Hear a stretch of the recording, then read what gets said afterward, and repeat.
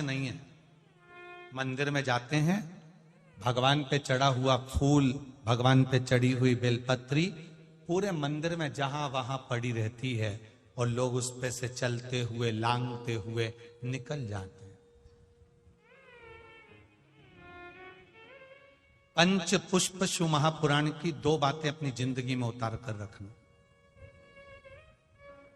यदि कोई बड़ा रोग अपने जीवन में नहीं चाहते हो, इस मुख को जिंदगी भर शुद्ध चाहते हो और इस मुख में कभी कोई बड़ी बीमारी नहीं चाहते हो, तो दो बातें अपनी जिंदगी में उतार कर रखना। एक, भगवान के पड़े हुए निर्माल्य पर कभी लांगा ना जा।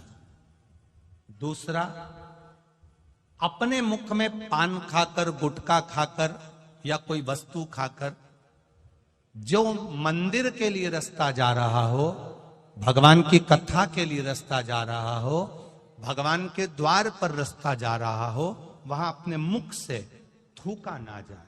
जितने लोग पार कर कर जाते हैं उतना दोष आपको लग जाता है और आपका जीवन नष्ट हो जाता है।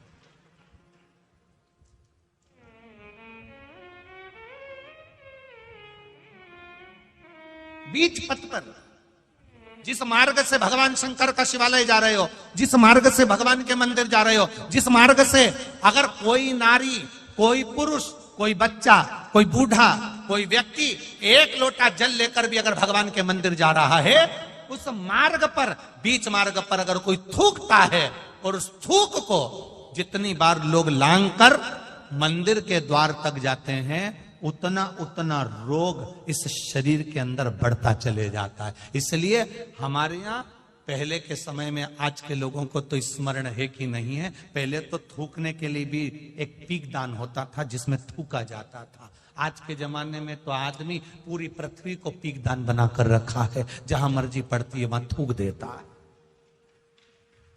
ये श्रेष्ठता नहीं है हमारी। ये वसुंधरा, ये पृथ्वी, ये वसुंधरा, ये भूमि माता, ये पृथ्वी माता, जिसकी गोद में हम पाल पोस कर बड़े हुए हैं, जिसका दिया हुआ अन्न हम पा रहे हैं, जिसके आनंदमय आशीर्वाद से हम अपनी जिंदगी जी रहे हैं, इस पृथ्वी को भी नमन करना चाहिए।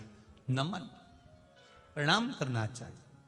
हम हमेशा कहते आए हैं, आज फिर कहते हैं, जिसकी बंजर भूमि पड़ी हो, जिसमें अनाज भी नहीं होता हो, बहुत मेहनत कर ली है, उस भूमि में कुछ नहीं होता, लोगों ने कह दिया इस भूमि में कुछ नहीं होता, ये जमीन बेकार है, ये जमीन बेकार है, ये जमीन बेकार है। आपसे निवेदन करना चाहेंगे, किसी मंदिर का निर्माल्य जो शिव जी पर चढ़ा हो, इकट्ठा हो गया हो, उस मंदिर के निर्माल्य को एकाग्रित कर लो, डलिया में भर लो और पूरे भूमि पर उस निर्माल्य का खाद बनाकर उस पूरी जमीन पर आप उस निर्माल्य के खाद को थोड़ी थोड़ी दूर पर इतना इतना खड्डा खोद कर बाबा के उस निर्माल्य को डालना प्रारंभ करिए।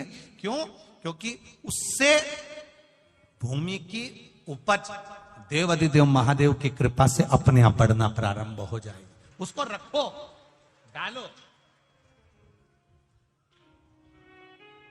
सभी जगह पर नहीं, कुछ स्थान चिन्हित कर लो कि हाँ ये बमूल का पेड़ है, इसके नीचे मैंने रख दिया, बे पीपल का पेड़ है, इसके नीचे मैंने रख दिया। उस निर्माल्य का एक बाबा से निवेदन कर कर, बाबा बस आपको लेकर जा रहा हूं, ये समझो कि आप मेरी भूमि को उपजाऊ आप बना सकते हो, मेरे जीवन को धन्य आप बना सकते हो। उससे दो फायदे होंगे। क्या?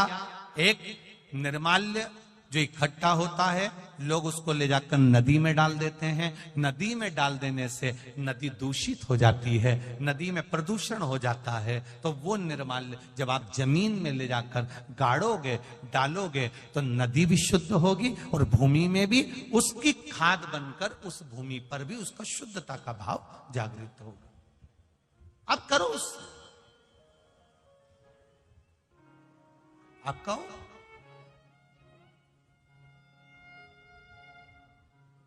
हर कहीं थूक देना, हर कहीं पर पान खाकर थूक दिया, तंबाकू खाकर थूक दिया, कहीं पर भी तुम्हारा मन पड़ा और तुमने पिचकारी, ना ना ना ना ना, शिव पुराण कर रही है, उससे हमें दोष लगता। उस दोष का वर्णन कई लोग कहते हैं ये तो कुछ खाता ही नहीं था, ये तो बहुत अच्छा व्यक्ति था, इसको इसी बीमारी हो गई, इसको ऐसा रोग हो गया, कहां से हो गया, कारण क्या है, ये रोग आया कहां से। हो सकता है इसकी आदत में था, घर से निकलता था, कहीं देवालय शिवालय पढ़ता था, ध्यान नहीं दे पाता था, थूक दिया, उस पे से निकलकर लोग जाते रहे, मंदिर पहुंचते रहे, उसका दोष जिंदगी में आ जाता है, वो दोष है। पहले के समय में गांव के लोग तो आज भी जानते होंगे कि पहले पीक दान चलता था, आप लोगों के स्मरण में होगा, कभी कभी आप लोगों ने देखा भी होगा, छोटा सा रहता था, उसमें लोग थूक देते थे, उसमें लोग खुला कर देते थे, पर यहां वहां लोग नहीं थूकते थे, पर चला, अब लोगों ने वो चालू कर। दो चीजें स्मरण में रहे, कोटेश्वर बाबा का दर्शन करने जाओ, महाकाल बाबा का दर्शन करने जाओ, ओमकारेश्वर बाबा का दर्शन करने जाओ, चाहे तुम्हारी मर्जी पड़े, जिस शिवालय में दर्शन करने जाओ, जिस मंदिर में दर्शन करने जाओ, उस मंदिर में अगर कोई बेलपत्री जमीन पे पड़ी है, कोई फूल पड़ा है, आप दर्शन करने आए हो ना, उसको उठाकर किसी एक कोने में, किसी एक जगह पर ले जाकर पटक दो। कहीं थोड़ा सा भी अगर पुष्प और निर्माल्य रास्ते में पड़ा है, उसको कोई लांगेगा, उसका दोष हमको लगेगा, इसलिए उसको उठाकर कहीं एक और रख दिया जाए, रख दो।